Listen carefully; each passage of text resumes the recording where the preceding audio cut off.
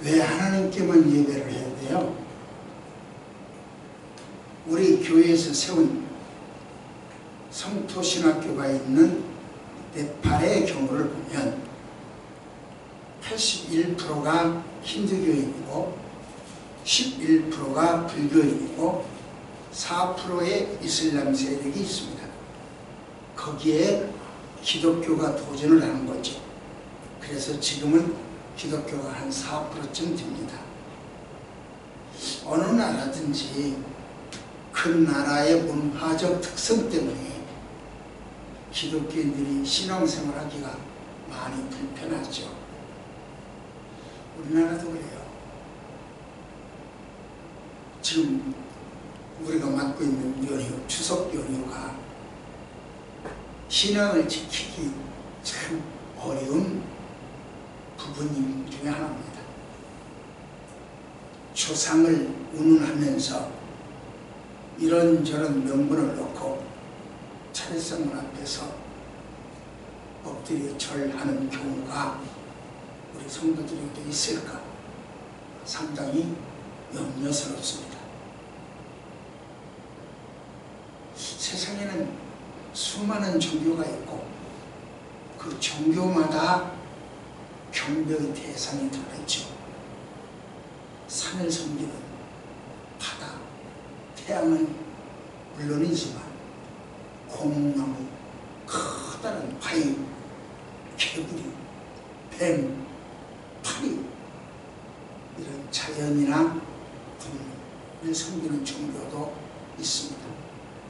그런가 하면 어떤 종교는 자기들이 예쁘게 열심히 깎고 만들고 비비고 분질러서 만들어놓은 불상 또는 만들어놓은 이 성모상 이런 것을 또 자기가 만들고 자기가 섬겨.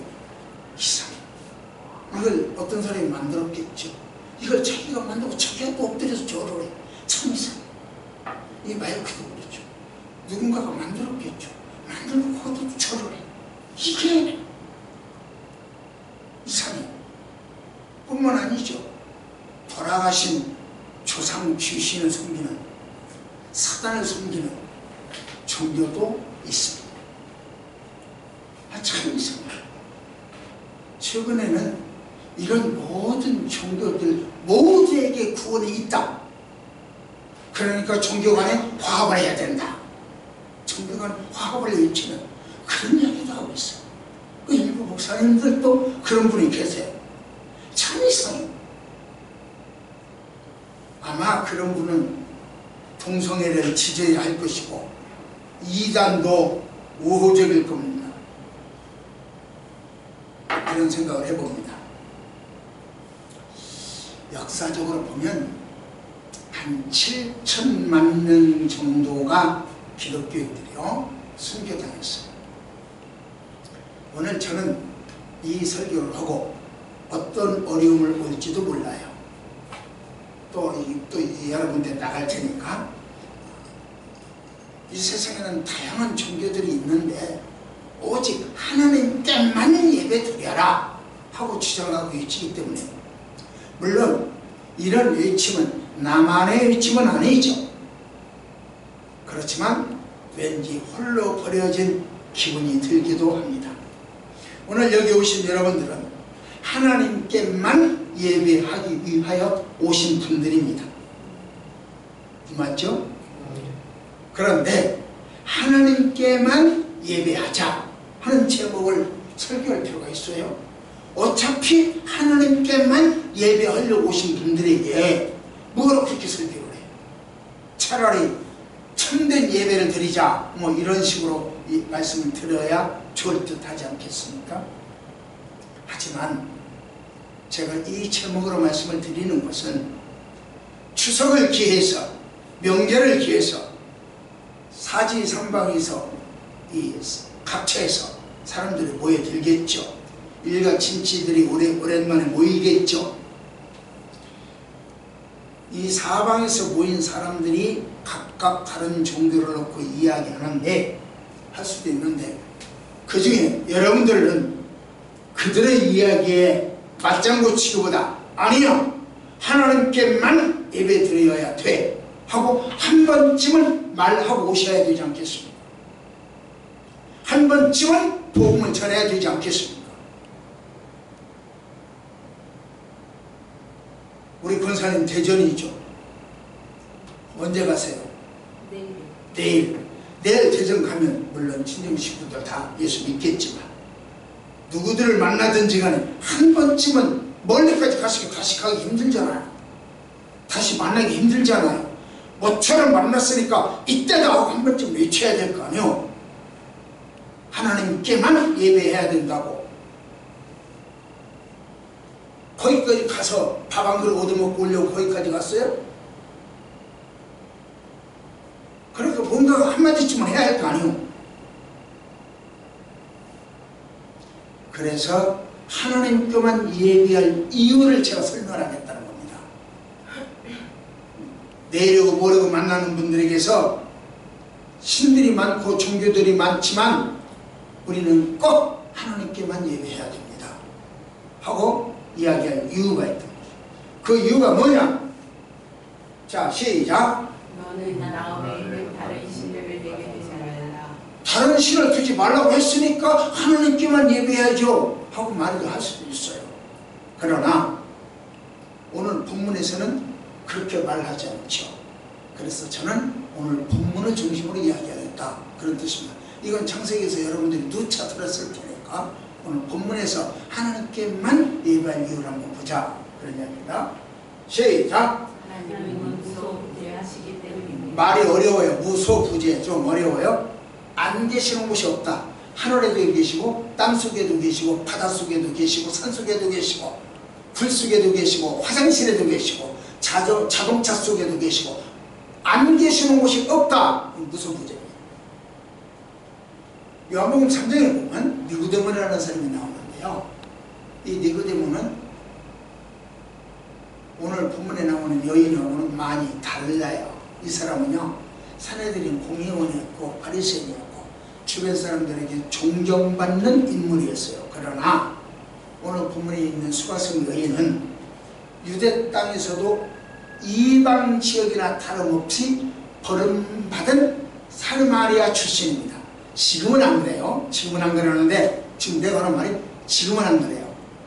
아니, 유대 땅 이스라엘은 지금도 그래요. 지금도 구분이 됐어요. 사마리아 땅하고 지금도 그런데 우리나라 형편을 지금도 안 그런다, 그 뜻입니다. 우리나라에서 얼마 전만 해도 전라도 사람들은 사람 취급 못 받았습니다. 쉽게 표현하면 그러진 않고요. 쉽게 표현하면 경부선에서 폐차된 기차를 전라도에서 호남선에다 운영할 정도로 사람 취급을 안 받았어요. 수입체가 굉장히 컸습니다. 지금은 안 그래요. 내가 또 지금도 그런다고 또 이제 이야기해서 곤란해요. 지금은 안 그래요. 그래서 호남 사람들이 뜰뜰 뭉쳐서 화를 내면 경상도 사람들은 우리가 남이가 그래가지고 자기들끼리 뜰뜰 뭉쳐. 호남 사람들이 아무리 풀어주고 같이 융합을 하려고 해도 우리가 남이가 해버려버려요. 그래서 자기들끼리 뜰뜰 뭉쳐버렸어요. 이 조그마한 국토에서 이렇게 경상도, 호남, 영남 이렇게 갈라져 있었다는 거죠. 이 이스라엘도 그래요. 이스라엘도 사마리아라고 하는 지역이 버림받았어요. 호남 지역 버림받았듯이 그렇게 버림받았었어요. 그 중에서도 그 버림받은 땅에서도 이 여인은 아주 천대받던 여인이었어요. 얼마큼 천대받았냐? 대낮에 물길로 가는, 그러니까 다른 사람 다 잠잘 때 고치며 잠잘 때 슬그머니 가서 물길로 와야 하는, 그만큼 사람들을 만날 수 없을 만큼 천대받던 여인이었다. 하지만 이 여인은, 예수님은요, 잘나고 똑똑하고 존경받는 니고데모나 천박한 이 수가성 여인이나 똑같이 구원의 복음을 제시해줬어요. 이걸 보니까 구원의 복음은 잘난 사람들의 것도 아니고 못난 사람들의 것도 아니고 모두에게 다 주어져서 여러분과 나에게도 복음이 주어진 거예요. 인종 빈부귀천의 차이가 없습니다.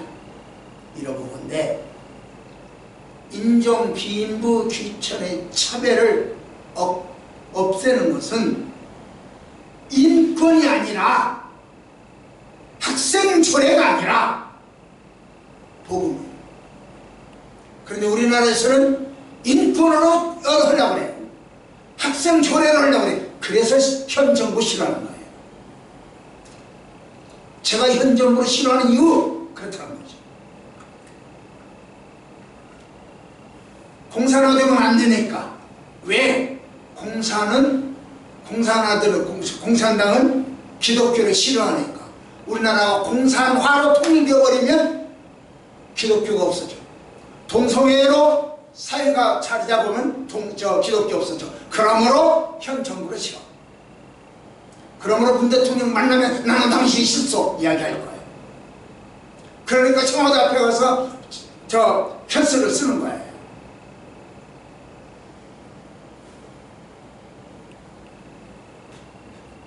하나님에 대한 참된 예배는요, 장소에 구애받지 않고 영과 진리로 예배해야 합니다. 자기 자신의 전 인격을 바쳐서 성령을 추구하고 말씀을 추구하는 것이 영과 진리.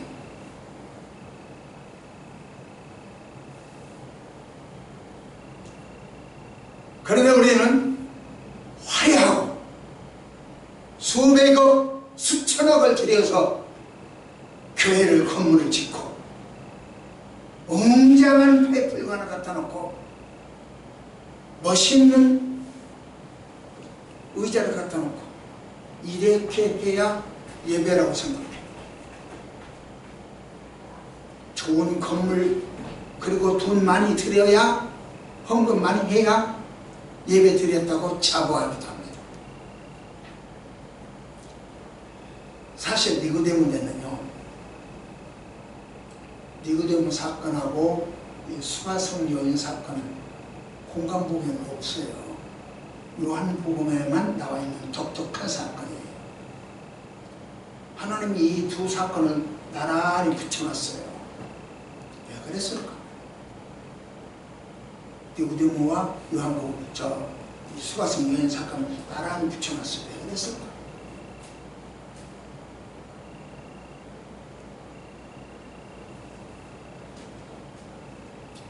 하나님은 이 두 사건을 통해서 우리에게 하시고 싶은 이야기가 있어요. 그게 뭐죠?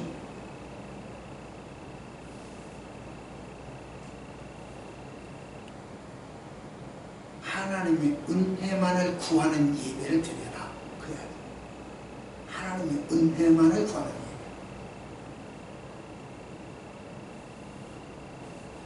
그거를 향해 상한 심령으로 부르짖는 감사. 이것이 바로 하나님이 원하시는 예배다. 하나님은요, 당신만 예배하기를 원하세요.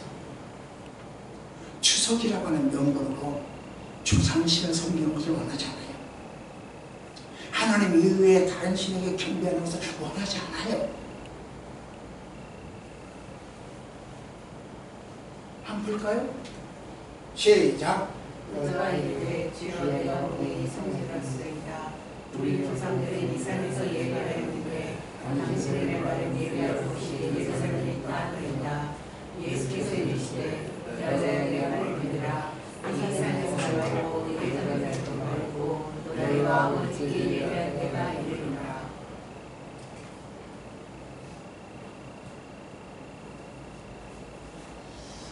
이 여자가요, 처음 예수님을 처음 딱 만났을 때 뭐라고 해요? 여기가 예수님을 보지 않고 외간 남자로 봤어요. 그러나 지금은 선지자를 보고 있어요.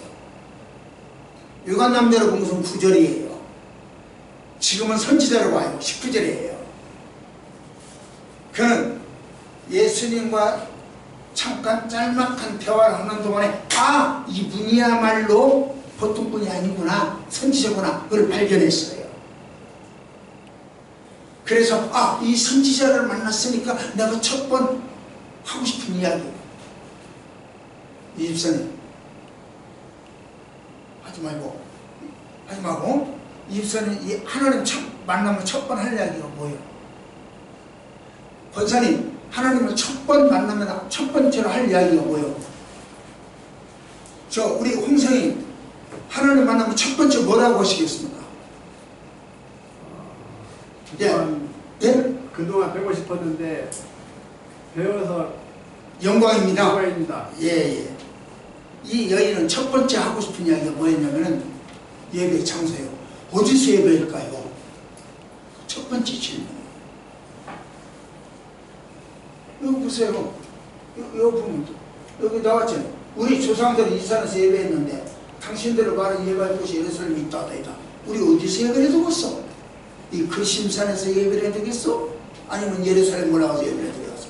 예배요. 첫 번 관심이 예배요. 죽으나 살아 예배요. 여러분, 예배가 죽으면 행복해요. 예배에 데려다 잡혀가도 행복해요. 사마리아 자기 조상들은 가르침과 유대인의 가르침이 다르다는 거죠. 그러니까 당신은 어떻게 가르쳐 주실래요? 당신이 선지자니까 당신이 가르쳐 주는 대로 나는 믿고 따를래요. 그러니까 당신이 가르쳐 주세요. 이렇게 해야 되겠다. 이것은요, 당신의 가르치면 믿고 따르겠습니다. 이건요, 구원의 문이 열린 사람이 하는 소리예요. 구원의 문이 닫힌 사람에게 이런 말이 나올 수가 없어요. 구원의 문을 예수 믿으면요,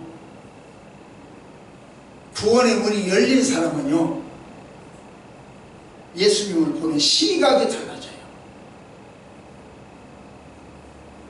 구원의 문이 열린 사람은요, 돈덩어리 보면 돈에 관심이 있어요. 돈다발 보면 돈에 관심이 있어요. 그러나 구원의 문이 열린 사람은요, 예수에게 관심이 있습니다. 그래서 예수님을 섬기려고 최선의 노력을 다합니다. 교회 나오는 시간도 그렇고요, 예배 드리는 자세도 그렇고요, 헌금하는 자세도 그렇고요, 11조를 바치는 자세도 그렇고요, 수입하는, 일해서 돈 벌고 농사지어서 이 수확하는 이유도 나 먹고 살기 위해서라기보다 하나님께 예배하고 하나님께 감사하기 위하여 돈 벌고 수입을 하는 거예요. 농사짓는 거예요. 우리가 예수를 만났으면 전통적인 문화나 유교적인 관습에서 벗어나야 합니다.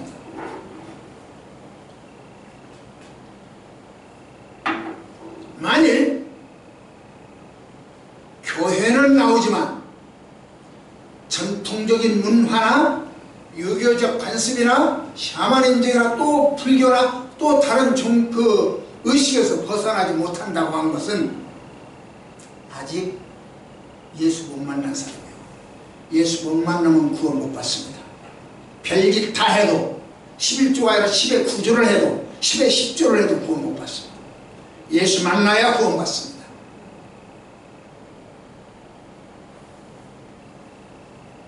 그래서 조상들의 가르침과 예수님의 가르침이 어떤가 하고 비교할 줄 알아야 돼요.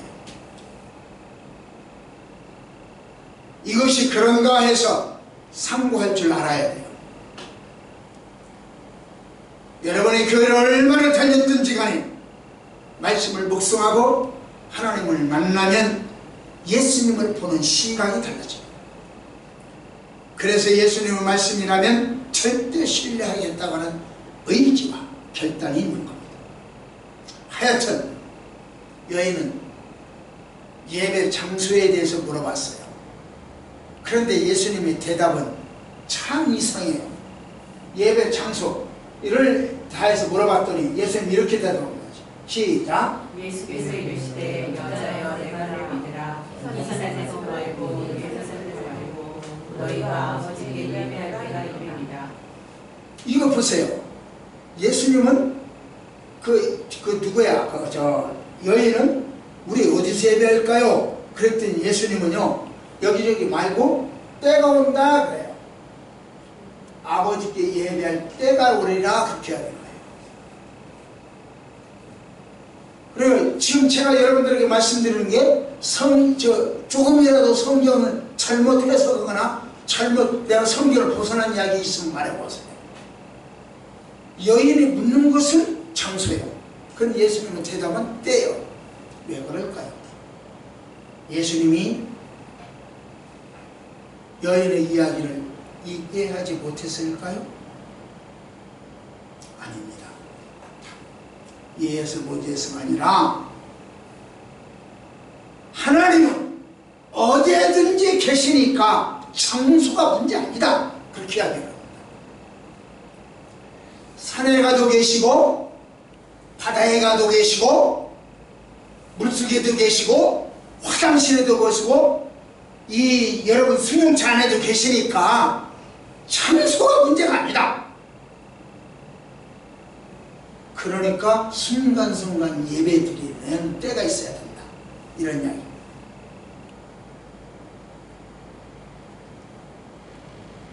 직장에서도 가정에서도 장소에 구애 없이 예배드려라. 그렇게 하는 겁니다.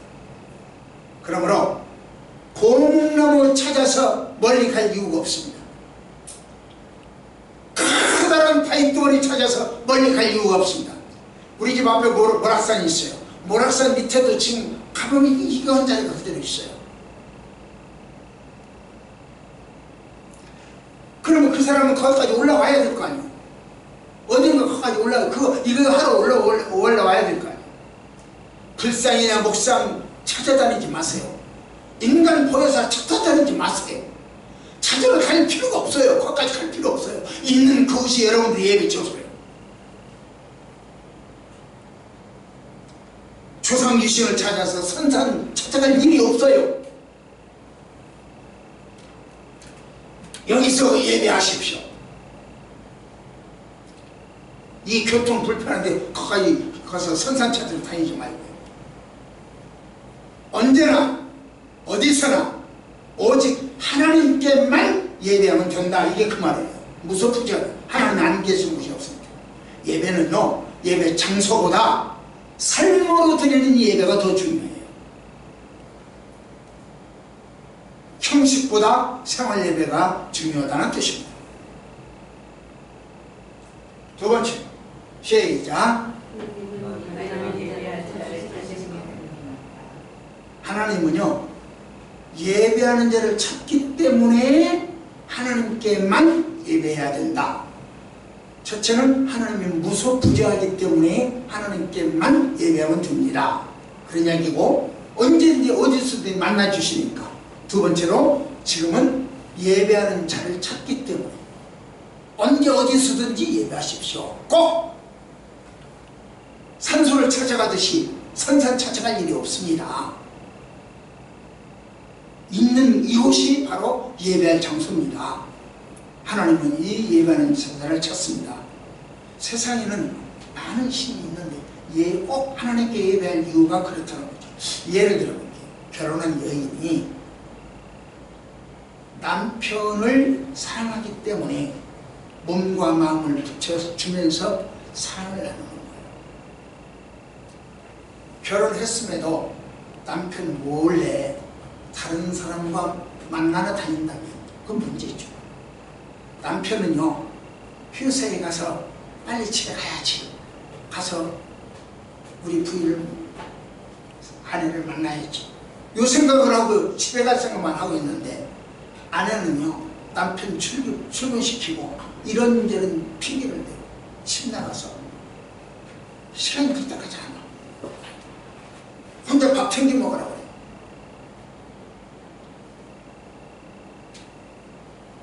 그렇다면 문제가 되는 거 아니에요? 박봉에 시달리면서 전략하고 해외여행을 나왔는데 남편이 잠든 사이에 또는 남편이 샤워하는 중에 다른 사람과 카톡으로 밀당을 나눈다면 그건 몰라는 거죠. 마찬가지. 하나님은요 우리를 찾으시는데 우리는요 다른 신에게 심지어 알지 못하는 신에게 사도행 17장 23절에 그랬죠? 알지 못하는 신이라고 그랬죠? 엎드려 빈다면 미풍양속이라며 차례상에 엎드린다면 조상께 효도한다며 흙더미에 엎드린다면 귀신 영화롭게 된 거죠. 하나님은 뭐라고 하겠습니까? 하나님은 그를 찾아와서 예쁘다 하시겠습니까?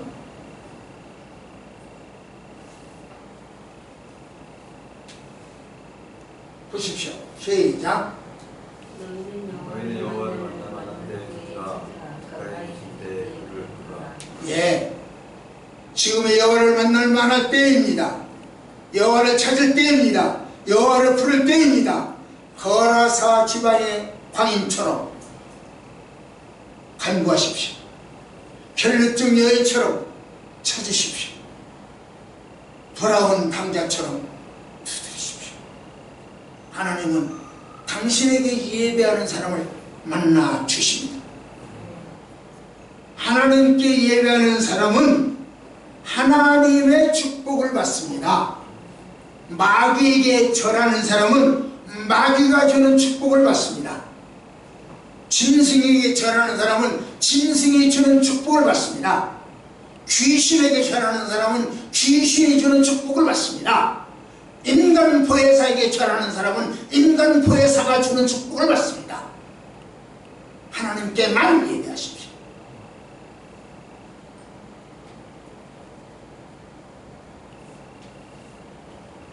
여기 보십니다. 시작.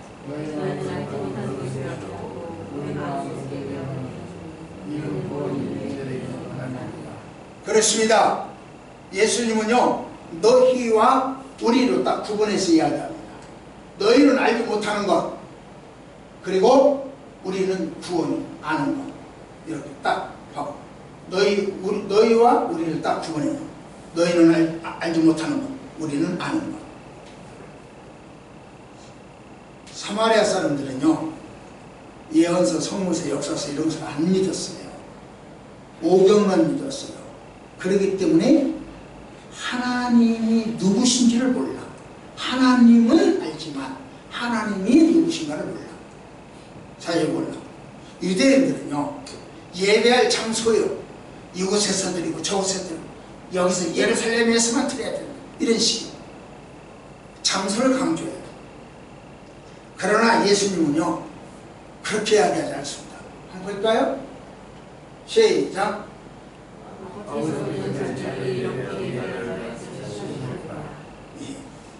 아버지께서는요 아버지는 자기에게 예배하는 자들을 찾는다 그랬어요. 하나님은요 당신에게 예배드리는 사람을 찾아요. 예수님이 뽕나무의 유의 삭개오를 찾은 것처럼 하나님은 예배하는 자를 찾습니다. 예수님께서 풍랑 만난 제자들을 찾아오신 것처럼 예수님께서 혈루증 여인을 찾은 것처럼 의심 많은 도마를 찾아오신 것처럼 오늘은 우리를 찾아오셨습니다. 이곳에 계십니다. 우리는 그것이 고맙고 감사해서 하나님께 예배해야 하는 것이죠. 그런데 우리가 딴청을 부리면 하나님은 슬퍼하실 것입니다. 여인의 하는 온유월의 서리발에 생긴다고 하죠. 하나님의 사랑이 변하여 징계 같으면 여인의 함보다 훨씬 무섭습니다. 하나님께서 팔 걷어붙이고 화를 내기 전에 주의하십시오. 그래서 하나님께만 예배해야 하는 것입니다. 마지막 세 번째입니다. 시작. 하나님은 영이시기 때문입니다. 하나님은 영이시기 때문에 하나님께만 예배를 해야 돼요. 예배 시간에 다른 사람 찬양을 안 돼요. 인간 찬양을 안 돼요.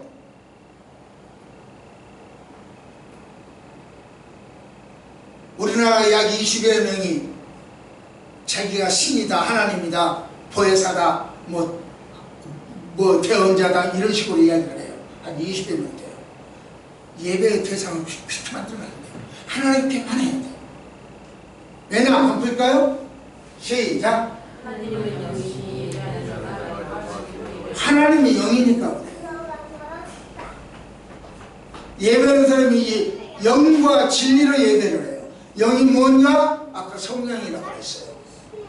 진리가 뭔가? 말씀이라고 그랬어요. 이 말씀 속에서 이 말씀을 보시면 이 말씀 속에 세상에는 참 영이 많다. 이것을 유추할 수 있죠. 그렇다고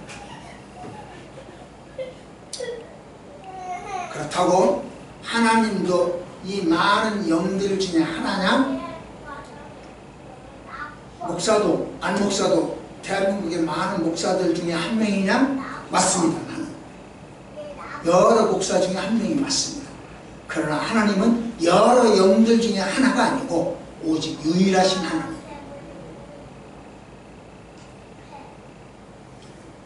하나님은 영이라는 말은 하나님은 빛이다라는 말과 같아요. 하나님이 영이라는 말은 하나님은 사이라는 말처럼 하나님의 속성을 표현하는 방식입니다. 하나님이 영이라고 하는 것을 유대인들도 알고 있었고 사마리아인들도 알고 있었어요. 그런데도 하나님을 영으로 대하지 않고 깜깜한 우상으로 목석으로 눈에 보이고 가시적으로 만져볼 수 있는 그런 존재로 이해를 하는 거죠. 형식적으로 대했죠. 형식적으로 예배했어요. 그래서 저들의 예배는 예배가 아니었죠. 올바른 예배는요, 예배의 장소가 문제가 아니라 영과 진리의 문제입니다. 올바른 예배는요, 성령을 추구하고 말씀을 사모하는 예배입니다.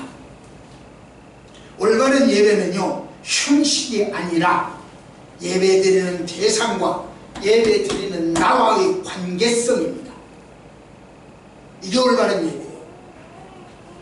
그렇기 때문에 인간이 대상일 수는, 예배의 대상일 수는 없습니다.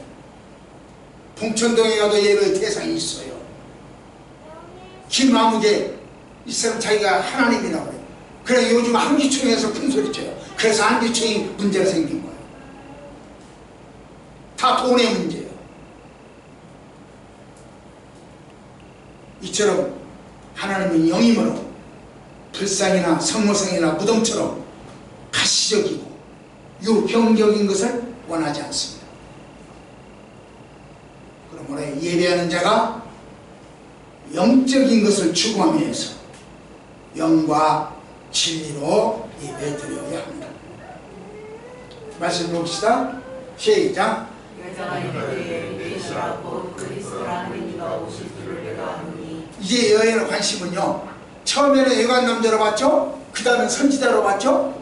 그래서 선지자로 봤을 때는 예배 장소에 대해서 물어봤죠. 이제 선지자에서 무엇이라고 보냐면 메시아로. 여인은 그래서 뭐야?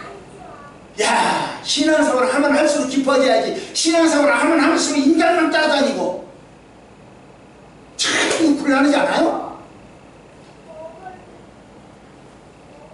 이 여인보다 못하지 않아요? 어떻게 자기가 하나님이고 어떻게 자기가 보혜사고 어떻게 자기가 이긴 자가 되고 도무지 이해가 안 돼요. 그걸 따라가. 근데 이 이 여인은 안 따라가. 버림받은 여인이지만 안 따라갔어. 제대로 본 거예요. 예배에서 그리스도에게로 바꿔주었습니다. 그 당시에는요, 모세와 같은 선지자가 나타나기를 기대했어요. 오늘날도 유대인들은, 그 당시뿐만 아니라 오늘날도 유대인, 이스라엘 가면 유대인들은요, 메시아를 기다리고 있어요. 모세와 같은 선지자를 기다리고 있어요. 그래서 예수는 메시아가 아니라고 생각해요. 그래서 유대교와 기독교가 다른 거예요. 어떻게 보면 성경은 비슷한 데고 같은 구약을 써서 같은 건데 내용은 전혀 달라요. 그렇게 되어 있어요.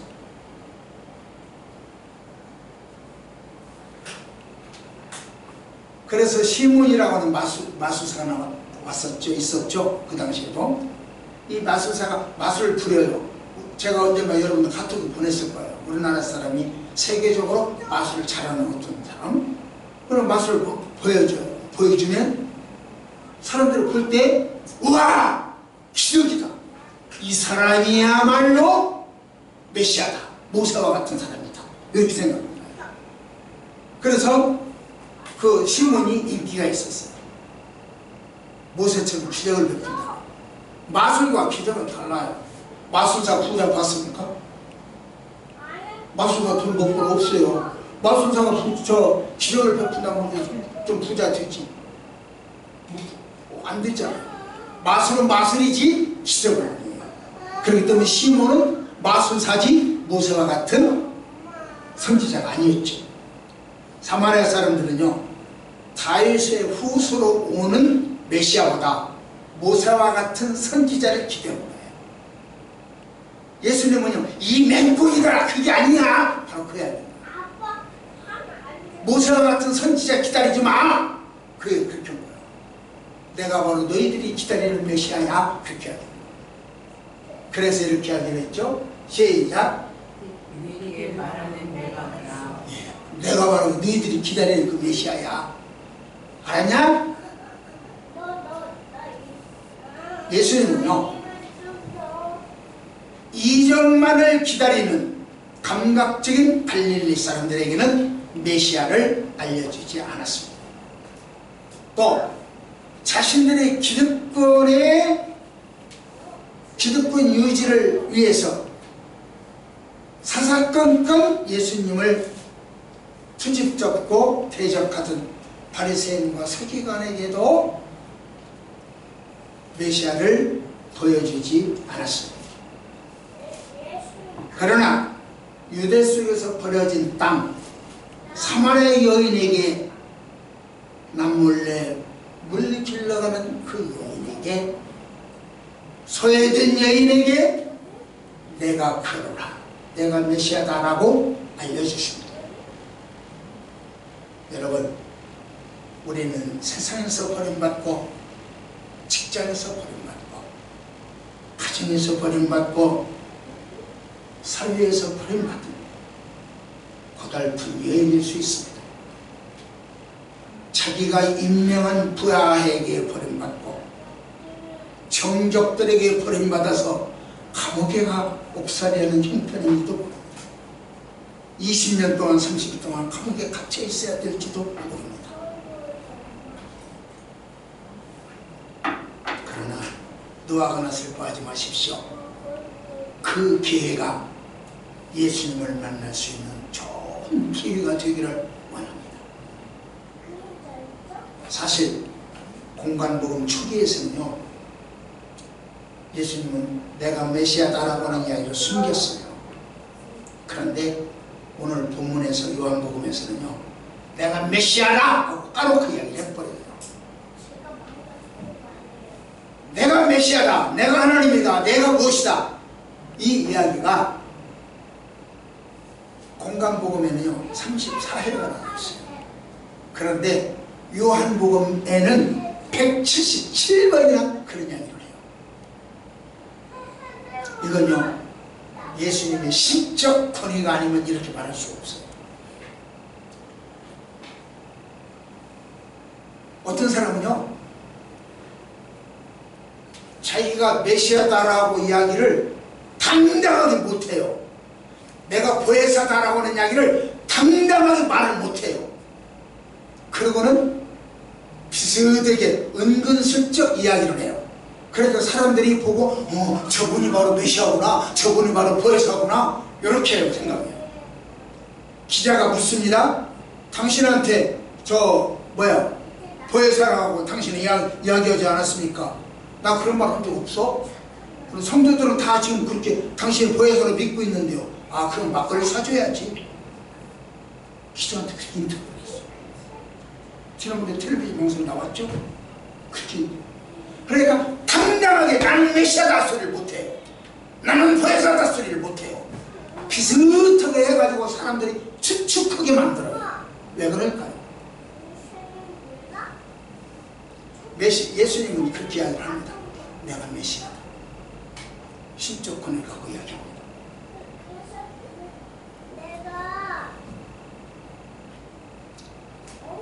영이신 예수님을 이 땅에 보내신 하나님은 영입니다. 영이신 하나님께서 죄 가운데 죽어야 할 우리는 예수 그리스도를 보내시고 저를 믿는 자마다 구원을 얻게 하셨습니다. 이것이 고맙고 감사하여 영이신 하나님께만 예배하는 거죠. 그러므로 봅시다. 시작. 그러므로 내가 너희에게 말하기를 너희가 너희 죄 가운데서 죽으리라 하노라. 너희가 만일 내가 너희를 믿지 아니하면 너희 죄 가운데서 죽으리라. 하나님은요, 예수님으로 하여금 우리의 죄 문제를 해결하게 하셨습니다. 하나님은 우리를 낳으셨습니다. 그리고 아들의 권세까지 주셨습니다. 이것은 영이신 하나님만이 하실 수 있는 일이죠. 그래서 영이신 하나님은 우리의 경배를 받으셔야 마땅합니다. 말씀을 맺겠습니다. 우리가 하나님께 예배할 이유는 참 많아요. 우리 죄 문제를 해결할 수 있는 예수님을 보내주셨으니까 감사하여 하나님께만 예배해야 합니다. 여러분, 부모님께 효도하고 부모님을 섬기는 것은 무엇입니까? 이 땅에 여러분들을 보내주셨기 때문에 그래요. 우리를 이 땅에 보내주셨기 때문에. 우리 하나님께만 예배하는 것은 뭡니까? 하나님이 우리를 이 땅에 보내주셨기 때문에 그렇습니다. 죄에서 해방된 인간에게 천국문을 활짝 여시고 오라 들어와라 하실 분도 하나님이에요. 그래서 하나님께 예배하는 거예요. 하나님은 천지의 창조주입니다. 절대의 주권자입니다. 그러니까 하나님께 예배하는 거예요. 하나님은 거룩한 성품이에요. 그래서 하나님께 예배하는 거예요. 하나님은 구원자이십니다. 그러므로 하나님께 예배하는 거예요. 그렇다면 하나님께 예배하는 방법이 뭘까요?